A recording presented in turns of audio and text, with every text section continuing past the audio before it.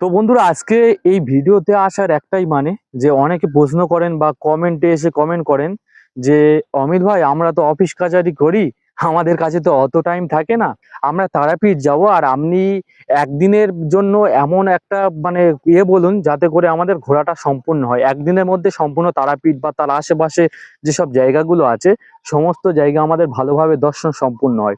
তো বন্ধুরা, একদিনের জন্য তারাপীঠ যেতে হলে আমি একদিনের একদম সকাল থেকে আরম্ভ করছি, ঠিক আছে? ভোরবেলা আপনারা স্নান করে নিন, স্নান করে নিয়ে ওখান থেকে চলে যান তারাপীঠ মন্দির।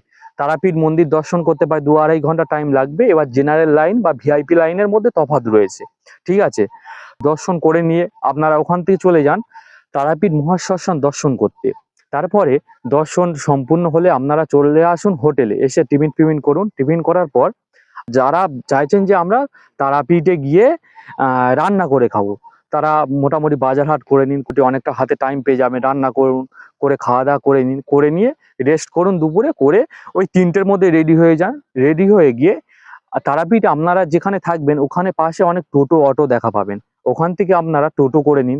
একটা করে টোটোতে 5 জন করে আপনারা যেতে পারবেন। ওখান থেকে টোটোওয়ালাকে বলে নিন যে আমরা একচক্রা গ্রাম যাব, বীরচন্দ্রপুর একচক্রা গ্রাম।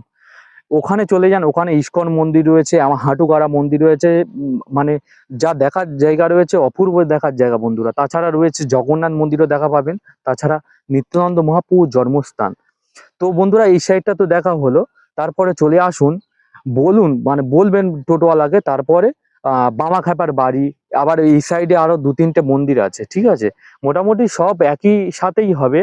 হ্যাঁ, ওগুলো একই সাথেই হবে। আপনারা ওই মোটামুটি 130 টাকার মধ্যে আপনারা কন্ট্যাক্ট করে নিন টোটোওয়ালা, 4-5 জন করে একটা টোটোতে হয়ে যাবে। তো মোটামুটি এই ছিল আজকে তারাপীঠ দর্শনের জন্য আমার মানে ব্যক্তিগত মতামত। আর আপনাদের যদি এর থেকে ভালো কোনো প্ল্যান থাকে বা কোনো মতামত থাকে যে একদিনে কেমন ভাবে কি দর্শন সম্পূর্ণ হয়, আপনারা আপনাদের মতামত অবশ্যই কমেন্ট বক্সে কমেন্ট করে জানাবেন।